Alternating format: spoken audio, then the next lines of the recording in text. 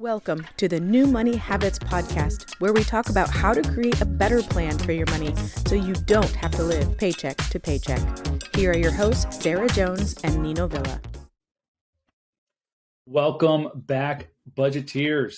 So excited to be with you today. I got Sarah along here with me as per the usual, and we are going to continue to tear into the taboo. That's right. We're going to talk about your personal finances, that nasty taboo subject. And today we're talking about the emergency fund.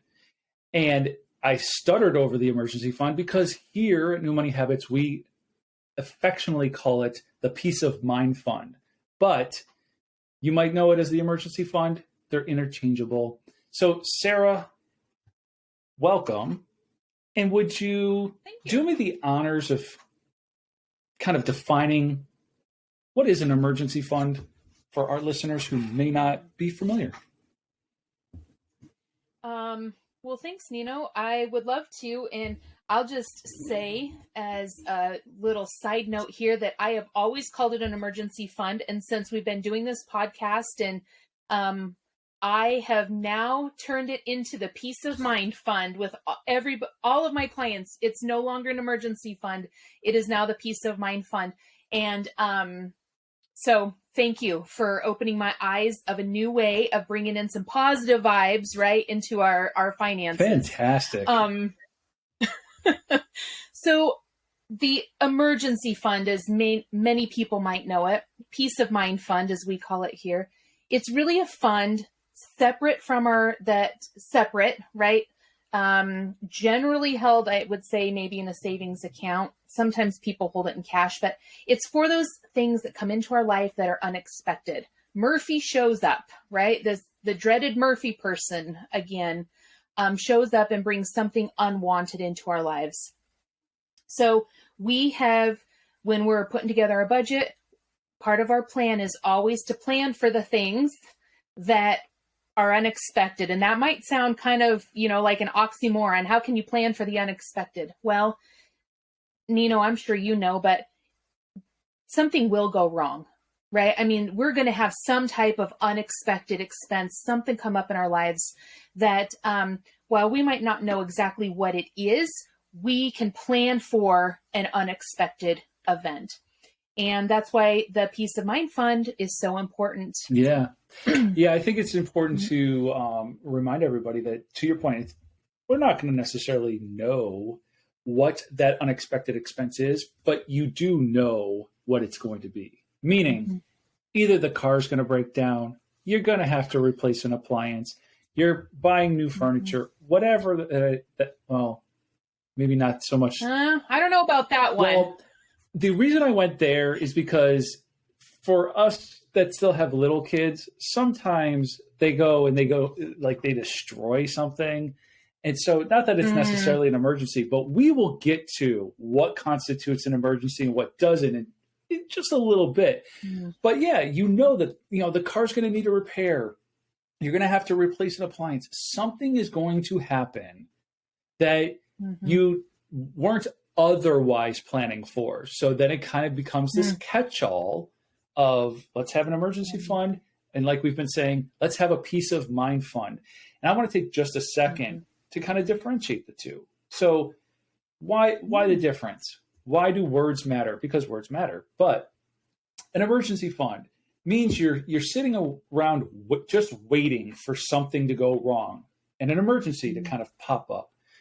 But a peace of mind fund just means that you have some money set aside that when something unexpected does occur, you have the peace of mind to know that you can take care of that unexpected event and you can continue to move on managing your finances well without additional stress.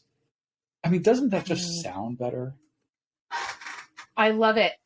And every single one of my clients that I have introduced this new terminology to, right, and made this change with them, every single one of them has loved it.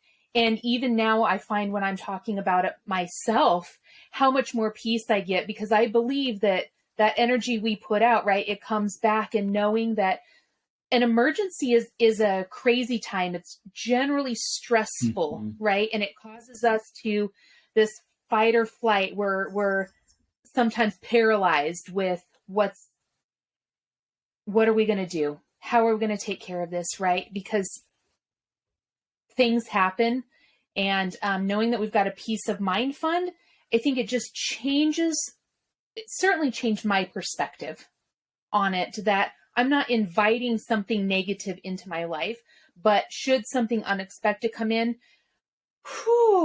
I know that I can handle the stress of the situation without the stress of the financial part of that, because I've got my peace of mind fund sitting there. Yeah. The peace of mind to know that you can handle your finances and continue to move on. Just recently, the washer broke, and that was a $250 repair. So knowing that we had money set aside in case of an unexpected event, we didn't expect the washer to break.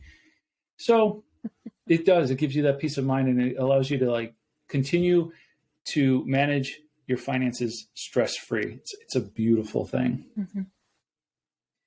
And I'm finding too, Nino, that when I'm talking with new clients, a very common question is, how much do I need? Right? How much do I need in this emergency fund? How much do I need in this peace of mind fund? And, I'm just going to say that for what I believe, out of 99.9% of the people that I work with, that $1,000 is not enough. So I'm just going to put it out there. I do not believe that $1,000 is enough. So, blasphemy. But I agree. Yeah, well, $1,000 is usually not the right amount. It sounds too much like a one-size-fits-all approach. And here at New Money Habits, we don't like one-size-fits-all. We like to meet people where they are. So if not $1,000, what is the right amount, Sarah? Well, I go through this exercise with everybody that I'm working with. And, we sit down and we kind of make a list, honestly. What would or what does an unexpected, emergency, what does an unexpected event look like in your life? Right? So let's just go through and let's write them down. And, and I'll be real honest, Nino, sometimes people will say anything over $50 is, puts me into, because their budgets are so tight, or income they're feeling so tight. And so I want to talk about this. What does it look like? Because for some people, it's that extra $20 that the kids need for, a school science fair project, right? That can really push them over the edge, because budgets are so tight and living paycheck to paycheck is, stressful for them.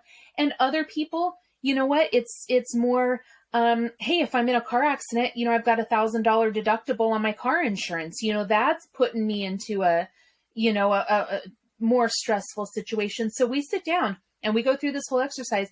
What does or what would an unexpected event look like in your family? And we also write down, what's the expected expense? Like, what would it cost to fix that event? And how does it affect your life? Right? How would this actually affect your life? Because I believe it's more than just the dollars. We need to really, if we're putting together a peace of mind fund, it's more than just the dollars sitting in account. We want to bring peace knowing that your situation. So sometimes that unexpected event will come with other things, kind of subsequent missing work. You've got a kid that maybe has to spend some time in the hospital. So not only do you have additional medical expenses, those co-pays right away, but you're missing some work, and maybe you don't have that, vacation time or sick time to use. So that needs to be figured into your peace of mind fund, right? And so we sit down and we go through this, and by using those numbers and those events and looking at what your budget actually looks like, right? Do you have a deficit in your budget? Do you have some discretionary funds in there?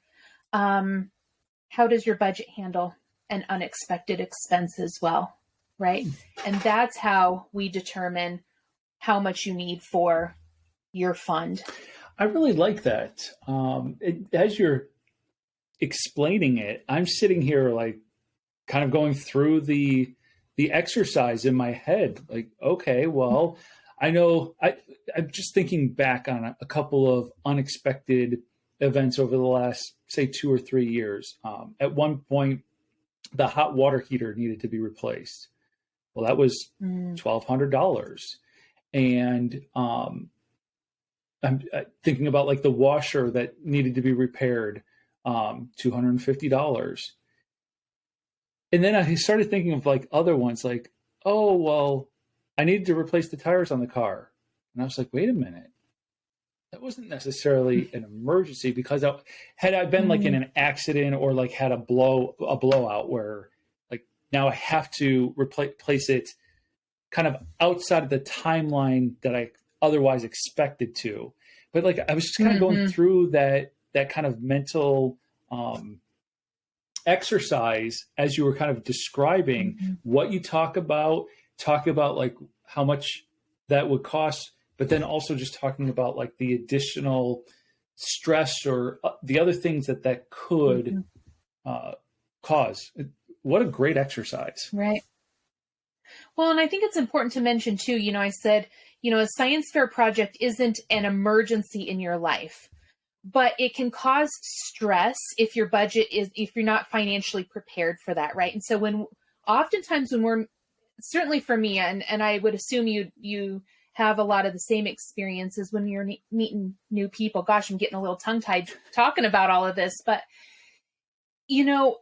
when you're so tight with finances and really living paycheck to paycheck and feeling like you're falling behind, really $20 out of your norm can feel very stressful to people. And while that might not necessarily be an emergency or an unexpected, it can throw everything else off. And so that's why I like to go through and have clients really just do the full breakdown, right?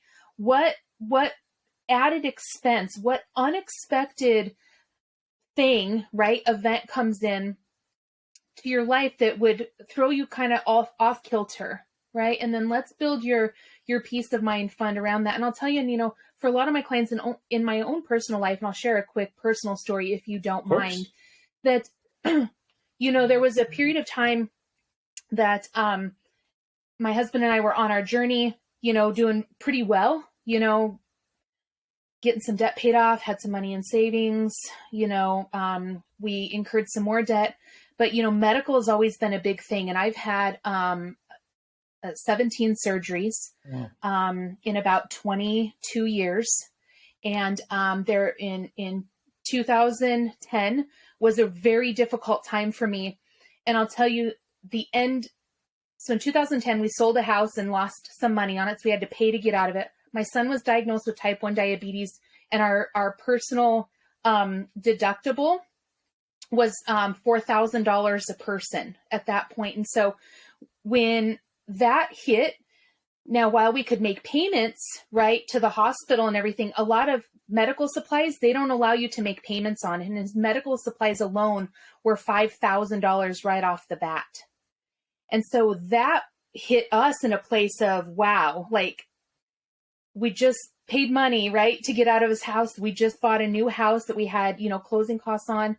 And then you get to the end of 2010, and I had a surgery the first part of October. My dad was tragically killed in a motorcycle accident and didn't have a will or anything and didn't have any life insurance. And so then that was, dare I say, an emergency for us, right? And so if we wanted to have a burial and have a funeral, we didn't have an option to make payments on these things. We had to pay, and they don't give you a whole lot of time. Right. And then come January, I had another surgery. And so we were hit with tens of thousands of dollars, really in a very short amount of time. And I have been passionate ever since then about making sure that you've got a peace of mind fund, because I'm telling you, if it's going to hit, it's going to hit, and it's going to be tough. And now we did have a little bit of a fund built, but that's why I do this exercise, because your life will can change in the blink of an eye. And so having a peace of mind fund is a non-negotiable. Right. It's a non-negotiable. Well, certainly I would agree with you there. It's not negotiable. You have to have one in place. If you don't mind me asking, I think you would agree that those were some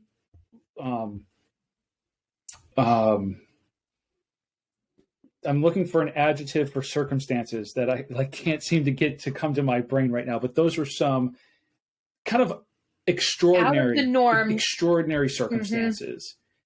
And absolutely. I don't know that anybody could have possibly foreseen, 4 or 5 events like that.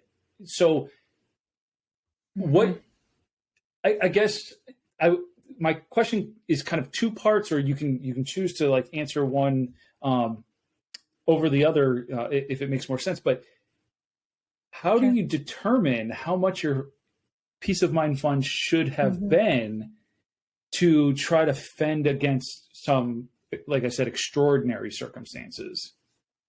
Again,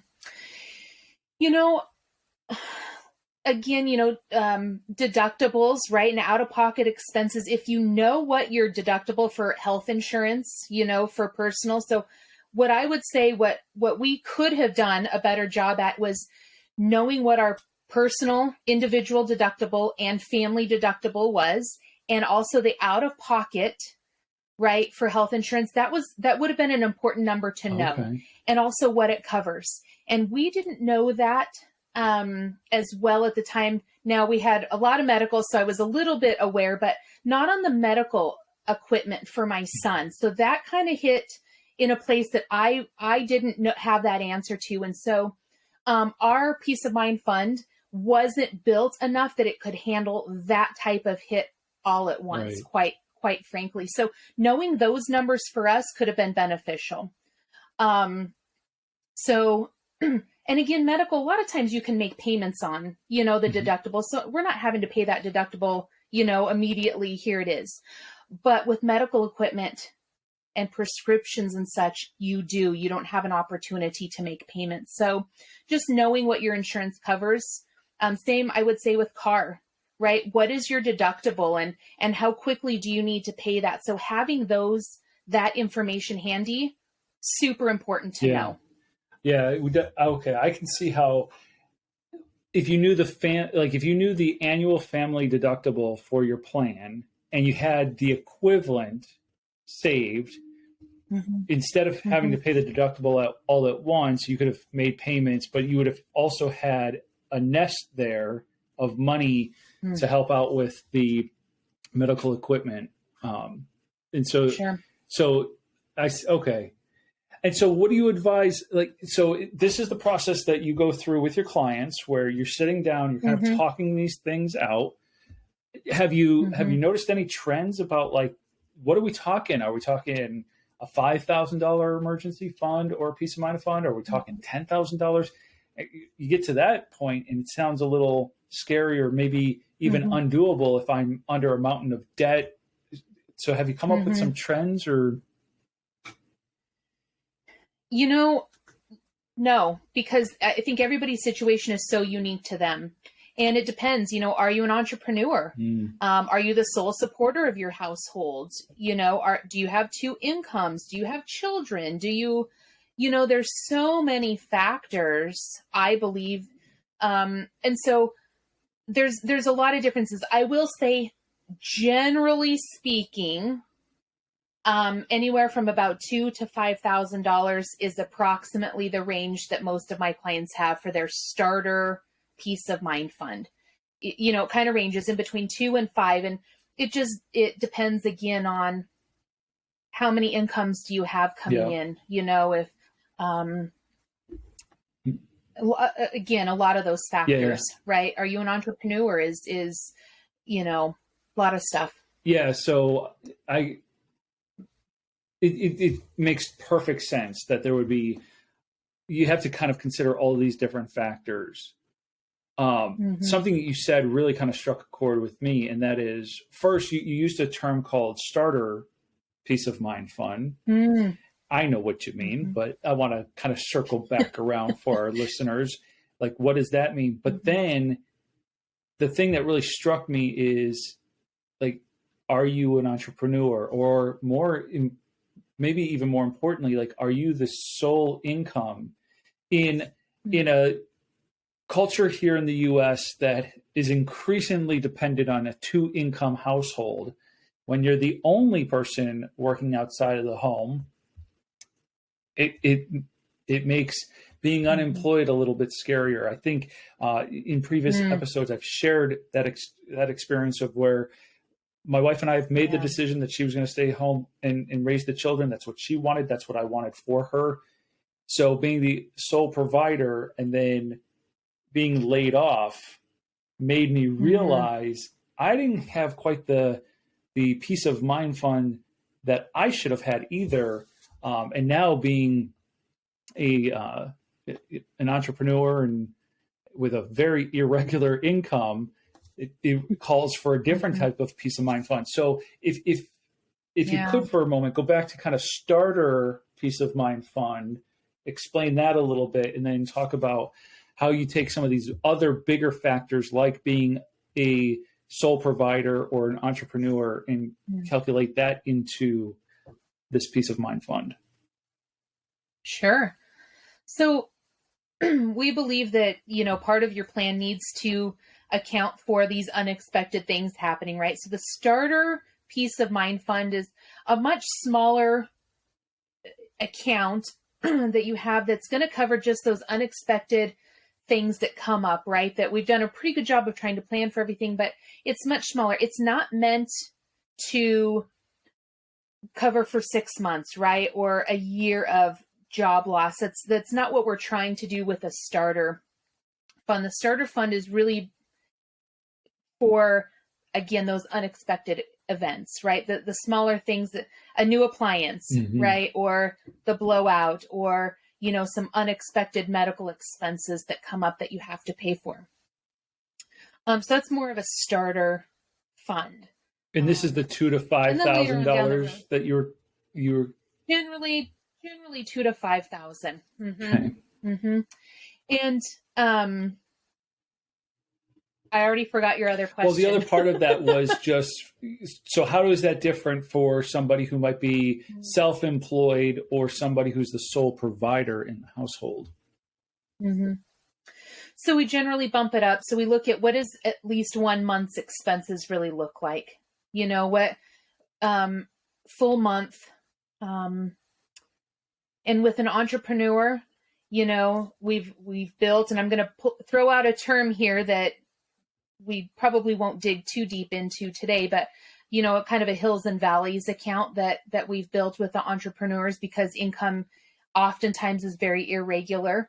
And so we've kind of accounted for, some different income coming in. But, I generally say 1 month, entrepreneurs closer to 2, because we know, I'm an entrepreneur, business goes up and down, right? And we want to make sure that we allow ourselves some time and to bring that revenue in, to bring that income back in. Because if your business is down, again, this is throwing out, your business revenue is down, right? And so you need extra funds to run your business along with paying your personal expenses. So I generally say between 1 and 2 months worth of expenses is kind of where we start off. Okay. I will say I have a couple of ideas that our listeners could implement either in place of or in addition to some of the things that you've outlined. Like you said, we could probably we'll spend an entire another episode talking about like a hills and valleys, what it's like to be an entrepreneur. Anybody out there who's listening to us who owns a small business, runs a small business, is self-employed, is a freelancer of any kind, all about feast and famine months. Sometimes you're going to have really good income 1 month. Heck, if you sell real estate, this. Like maybe you sold 4 houses, you made $120,000 in commissions, and so that's great. And then next month, nothing. We will dedicate an entire episode to what I like to call a consistent and predictable income, even for people who sell real estate, are self-employed. are a consultant, it's a freelance writer, whatever you are, and that income is highly irregular, we're going to dedicate an entire episode to talking about how to make it consistent and predictable. But for that same group of people, I think you hit it. You really need to be thinking about 3 to 6 months. And so the 3 to 6 months of savings might not necessarily be personal savings. I might want you to have a business account where all of your business revenue goes into, and then you pay yourself a consistent and predictable income every single month. So if you made $25,000 in the month of May, don't pay yourself $25,000. Pay yourself $5,000, $6,000, whatever it takes to run your household. And then the rest of that is what I would call retained earnings, fancy term for savings, that allows you to have 3 to 6 months of income stocked away while you're waiting for other revenue to come in. But that's a whole nother conversation for a whole nother day. As far as the starter fund and the size of it, I told you from the top, I agree with you. $1,000 doesn't usually cut it. I also take my clients through an exercise which is much smaller scale. It's not as involved, so it's probably not as effective because you're really thinking through what could come up and what could those things cost you. But what I have found as a replacement for the one size fits all, everybody has $1,000 emergency fund, I came up with a different one size fits all, but at least it is based off of your income. And that is, I encourage, and I found that this really works for the starter fund with many of my clients, to have at least 25% of your take home pay for a month in the peace of mind fund. So that, let me say that a different way, and then let me put some numbers to it. I said 25% of your take home pay. Really, you could also just equate that to 1 week's pay. So whatever your pay is for a week, have that set aside. If you bring in $4,000 a month, then it would equate to $1,000. 25% of 4,000 is 1,000. But when I started working with high income earners and couples that are bringing in $10,000, $15,000, $20,000 a month, they looked at me sideways when I suggested that they have $1,000 emergency fund, back when I used to call it emergency fund, and back when I thought $1,000 would cut it. And what I found is, if they're bringing in $10,000 and they have $2,500 saved, so 25%, they felt more comfortable. That felt more appropriate for their income. And again, that's just the starter fund. We talk about a starter fund until you hit some milestones. And once you achieve some other milestones, a different conversation for a different day, then you'd want to have 3 to 6 months of income set aside. But if you're looking for kind of a quick fix, you could take 25% of your take home pay and at least dedicate that much. Let that be, the bare minimum that you're saving. Well, I like what you brought up there, that felt more comfortable, because we've talked about the way our money makes us feel in past episodes. And I think it's important too, to look what really feels comfortable. Have you been in a situation before, right? That an unexpected unexpected event came up and hit, and you didn't have that. What could have helped, right? What do you really feel comfortable with having? Not based on fear, that's a whole nother conversation as well. But what really feels comfortable to you to have in a separate account, knowing that should something happen, we're going to be okay. We can handle it. Right. I think that bringing in and allowing ourselves to recognize what feels right is very important. And I don't think we're doing that enough, just as a collective, right? How does this make me feel? And what feels right to me. So I love the way that you bring that up, and, have had clients say, you know what, this doesn't feel right. And so let's make an adjustment. And I want to take that point that you just made about like what feels appropriate, and I want to partner it with an idea that you expressed earlier about when you were talking about what could be an emergency, and you kind of gave the example of a science project coming up for school, your kid's school, and maybe it's just $20 in supplies, but you didn't plan for it, and so like this could really throw things off.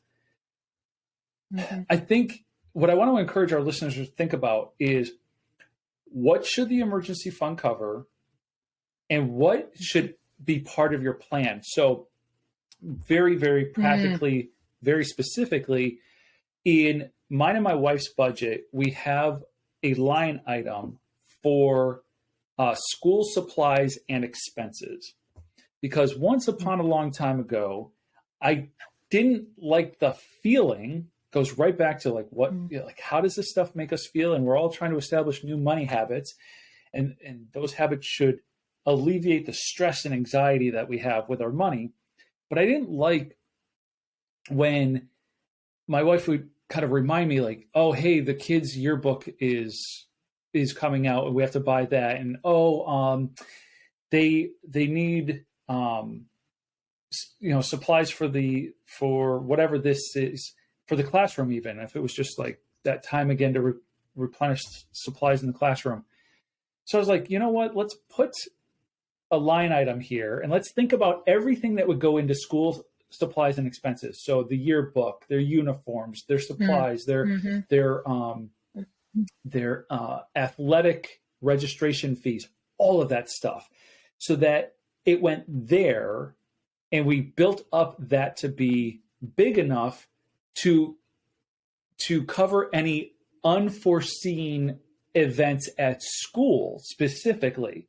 Mm-hmm. And we did this in one other area of our budget very specifically, and that was with the car. So I think I've shared in past episodes, we have a separate checking account with a separate debit card to use at the gas pump.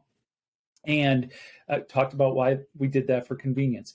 But I track like how much it's costing us in gas every couple of weeks.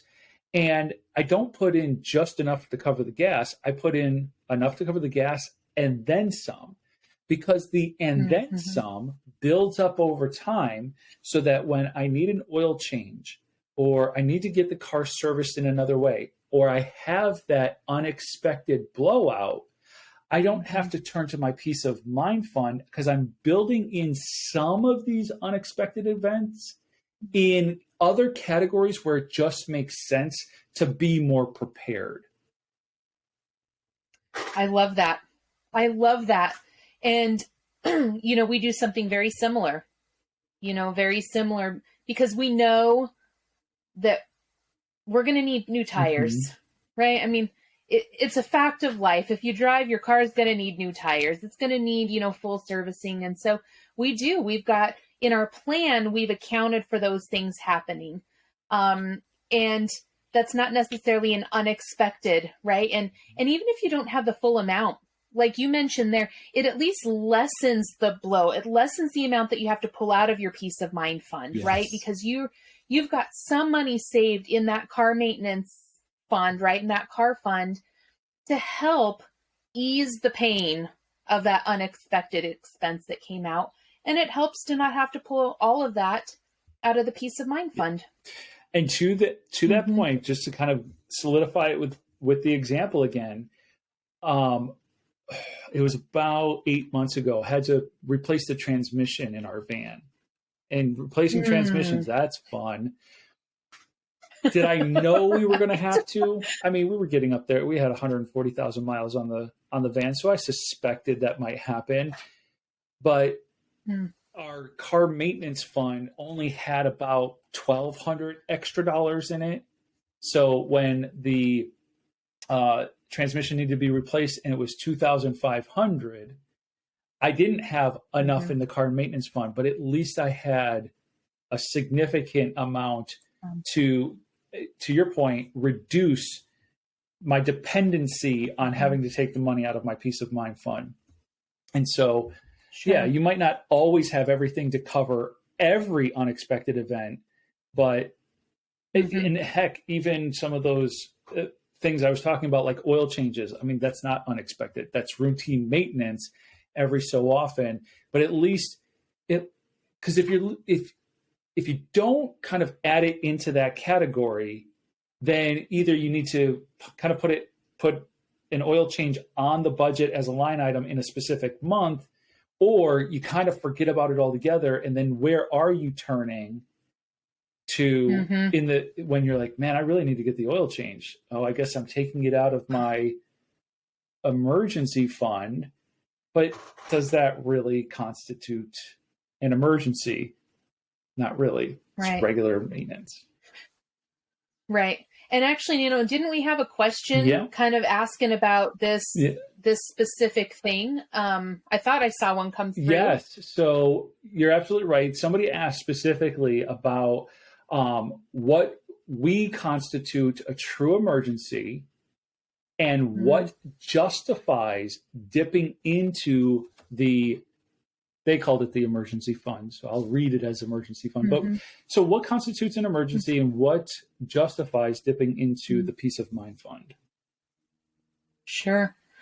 Well, I generally say that if Murphy's going to show up, it's going to show up in 3 areas: your car, your home, or medical. Now there's some others, but seems to be the 3 big ones. And so I say, again, talking, an oil change is not an emergency. That's poor planning. Yes. Right? Poor planning. So I look at it, emergency you're pulling out of your peace of mind fund are things that you truly didn't know were going to happen. Just kind of out of left field, here comes this event that came, and it's not, a trip to the ER. That you have to pay that, your copay, which is generally a little bit higher, so that might be an emergency, an unexpected event, a blowout, on your tire, the hot water heater quitting in your house, right? Some travel plans when you've had maybe a death or somebody really sick in the family and it's, last minute and you need to get across the country or someplace, jump in the car last minute. That would be, I consider, an unexpected event that is absolutely necessary, right? And so those are a couple of examples, what I consider, and what I would pull out of my peace of mind fund to help cover. You used a very important word just now, and you said, or expression, you said what I consider. So I think at the end of the day, the only person who can really define what an emergency is you, our listener. But I will tell you, as your accountability partner, as you're just your person out there in the ether that has no emotional tie to the thing that's going on in your life right now, I will tell you that birthdays are not an emergency. That would be poor planning. Christmas is not an emergency. That is poor planning. Like you said, routine maintenance on the car, even like replacing tires. Okay, so there's a difference between having a blowout on the freeway and it's just time to replace the tires. Well, replacing the tires is not an emergency. That was poor planning.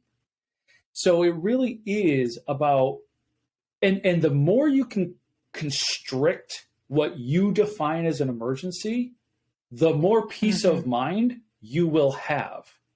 Because, for instance, the washer went out and I was not overly pleased with the amount of time we were going to need to wait for a repair person to come. But what it did make me realize is it is not an emergency. There were alternative ways for us to wash our clothes. My wife was incredibly creative in just taking laundry duties to a different level. So as she wanted to avoid having to like pack everything up and going to the laundromat. So she hand washed some clothes, but not just a couple. Like she did like full loads of laundry in the bathtub, whatever. Wow. Right? So she was very creative. But what it made me realize is like we didn't have to run out and replace the unit. We just had to be patient. We had to get it repaired. The repair obviously cost significantly less than a replacement would have. And we didn't go crazy. Like we didn't allow it to control our situation. And so the more you can kind of constrict what you will dub an emergency, the more peace of mind you'll have around, okay, that can wait. So I'll go back to the tires for a moment. You might not know exactly when you need to replace the tires. And so maybe it becomes kind of known like, oh, okay, the tires are kind of getting bad. I really need to replace these within the next couple of months. Well, now you have a couple of months to save up and pay for that expense. Unless it's completely dangerous. I don't want anybody going around driving on really bad tires because Nino told you to constrict what you can consider an emergency. But I think the point I'm trying to make is a lot of times something comes up and we think we have to address it right then in that moment. Heaven forbid we're inconvenienced even a moment. And it's like, do you have to address it right now? Or can that be used as information to say, okay, over the course of the next couple of months, instead of paying back my emergency fund or paying off a credit card because maybe you haven't established an emergency fund yet and you're using credit cards as an emergency fund. And for that, I say, give me a call. We'll talk. Right. Right. I digress. But sometimes it's just about recognizing in that moment that you don't have to address it right then. It's now information for how you need to plan for your money in the upcoming couple of months so that you can then take action on whatever it is. Now, if it's a hot water heater, you got to get it fixed. If you live in Phoenix, Arizona, and your AC goes out, you got to get it fixed. But what if you live in Phoenix, Arizona, and your AC goes out in January? Now you have 4 months to save up to get it repaired because you're not going to need that unit until May. Right. Well, and I think what I don't think you actually said it, but I'm going to bring to light that you're really deciding what's important to you, right? And when you start putting your plan down and you're creating line items for things, you're recognizing what's important to you. And when you're creating your peace of mind fund, you're really recognizing what is important to you. And when the washing machine goes out, you're recognizing what's really important to you. I could go out and buy one brand new right now and spend $1,000, or it's not that important to us to use those funds for that. We can hand wash a few things and we can get creative and we can wait the week for the repairman, to get the parts in to fix it, right? So you become, I feel like, more in control of how you're using your dollars too, and you're really deciding what's important to you at the time, and that's powerful. Yeah, you just used another. It is so powerful, and you just used another great word, and that is control. You're in control. So we're talking about identifying what's important to you. We're talking about you being in control.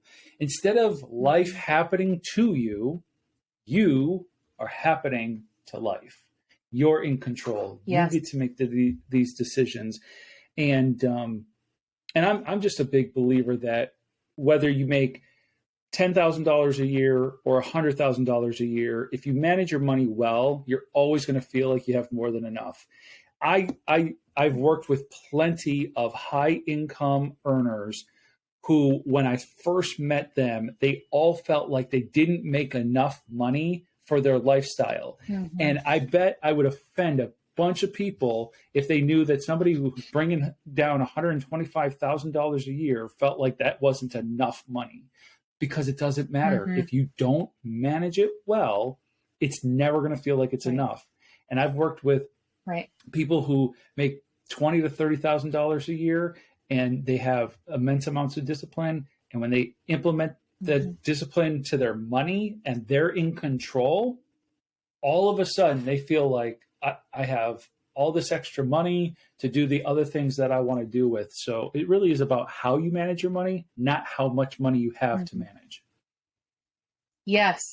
Yes. I want to say that every single day to people, right? That it doesn't matter how much you have, it's how well you manage it.